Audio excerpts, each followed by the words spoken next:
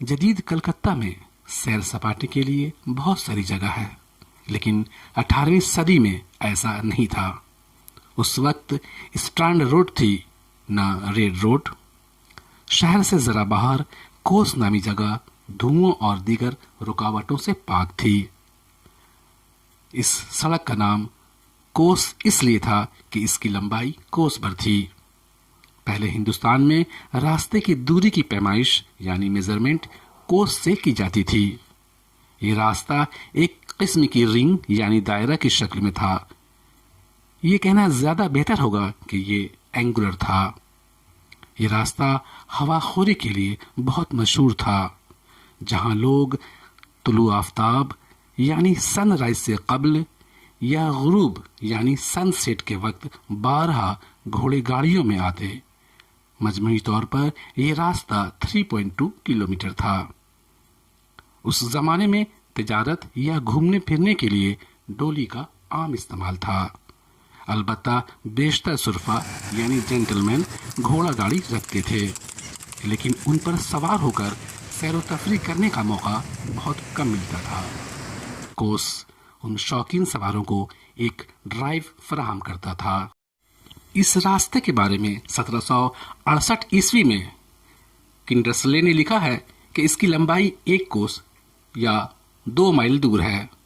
ہر طرف سے غور و فکر کرنے کے بعد ایسا لگتا ہے کہ یہ گرد و غبار سے اٹا ہوا بھیڑ بھاڑ والا علاقہ یعنی ڈسٹی اینڈ ویری کراؤڈڈ تھا۔ ایک پرانی نظم یعنی پوئٹری کے مطابق 10 منہ دھول پھانکنے کے بعد 1 منہ تازہ ہوا ملتی تھی۔ یہ ایک ایسا مقام تھا جہاں شام کو ہجوم رہتا۔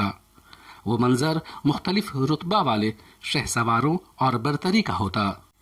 دوسرے لفظوں میں یہ کچا راستہ تھا جیسے گاؤں میں ہوتا ہے۔ کچے راستے پر جب بھیڑ صبح و شام چلتی ہو اور اس پر گھوڑا گاڑی دوڑتی ہو تو ایک گڑھا بن جاتا ہے یعنی لیک بن جاتا ہے۔ اس لیک میں دھول کی موٹی تہ جم جاتی ہے۔ تیز ہواؤں کے درمیان جب گاڑیاں اس پر دندناتی ہیں تو دھول اڑتی ہے۔ اس دھول والے کوس راستہ کا متبادل یعنی آلٹرنیٹو گنگا کی خوشگوار لہریں تھیں، جن پر خوبصورت کشتیاں چلتی تھیں۔ شرفا یعنی جینٹل مین میور پنکھی یا سانپ کی شکل والی کشتیاں رکھتے تھے اور سکھ ساگر یا چندن نگر سیر و تفریح کے لیے جاتے تھے۔ سانپ والی کشتیاں بہت لمبی اور تنگ ہوتی۔ ان کی چوڑائی 8 فٹ اور اوپر کی لمبائی 100 فٹ تک ہوتی تھی۔ 30-40 لوگ چپو چلاتے تھے۔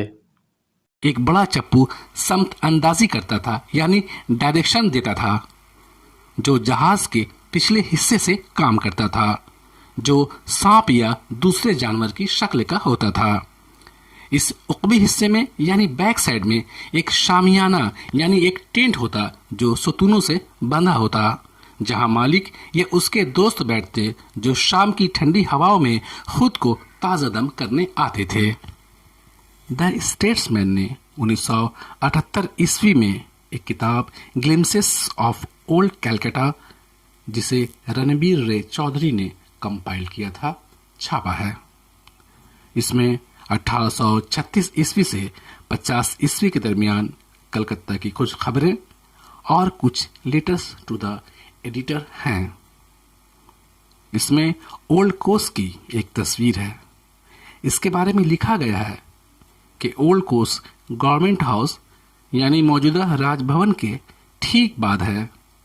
یہ واحد سیرگاہ ہے جہاں پرسکون لوگ جو اپنے گلے سے پیار کرتے ہیں وہ آتے جاتے ہیں، لیکن دھول کی بڑی مقدار انہیں گھیر لیتی ہے، جو ان کی صحت کے لیے بہت نقصان دہ ہے۔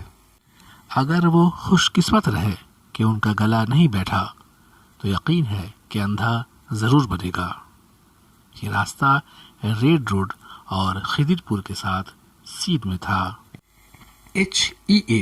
کاٹن نے لکھا ہے کہ میدان کی سب سے پرانی سڑک کا نام دا کوس تھا۔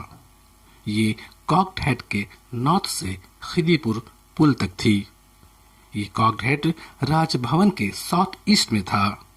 یہیں پر لارڈ ہیڈنگ کا کانسے کا مجسمہ یعنی اسٹیچو بھی تھا، جس کا منہ ریڈ روڈ کی جانب تھا۔ اس زمانے میں فورٹ ولیم کے ساؤتھ میں ایلنبورو کوس گھوڑ سواری کے مشق کے لیے بہترین جگہ تھی، اور اسی کے ایسٹ میں ریس کورس 1819 عیسوی میں بنی۔ دا کوس کی ایک رنگین اور بے حد خوبصورت تصویر سر چارلس ڈی اولی کی views of Calcutta and its environs سے لی گئی ہے۔ برٹش لائبریری کی ویب سائٹ کے مطابق یہ ایک ایسی سڑک تھی جو میدان کے ایک طرف سے دوسری طرف گزرتی تھی، ایک بڑی کشادہ جگہ جہاں سے اسپلینٹ اور چورنگی روڈ کے سرے پر واقع سرکاری عمارتیں اور پرائیویٹ ہاؤسز یعنی نجی مکانات کا صاف نظارہ ملتا تھا۔ یہ شہر میں موجودہ یورپی کمیونٹی کے لیے فیشن ڈرائیو کے طور پر بھی استعمال ہوتا تھا۔ پوسٹ اور زنجیر سے احاطہ بند یہ علاقہ کاکڈ ہیڈ کے نام سے بھی جانا جاتا تھا، کیونکہ اس کی شکل ہی ویسی ہی تھی۔ تصویر میں ایک سینٹری باکس بھی ہے اور دور رائٹ سائڈ میں گورنمنٹ ہاؤس یعنی موجودہ گورنر ہاؤس ہے۔ آج ہم اس کوس کی نشاندہی کریں تو راج بھون کے ساؤتھ کا پورا علاقہ، Mohammedan Sporting Club, East Bengal, Mohun Bagan, Fort William کا ایسٹرن حصہ، ریس کورس کی سیدھ میں پریسیڈنسی جیل کے ویسٹرن حصے تک تھا۔ مجموعی طور پر دیکھا جائے تو 21ویں صدی میں بھی یہ سیر و تفریح اور ہوا خوری کی بہترین جگہ ہے، البتہ دھول دھکڑ نہیں ہے۔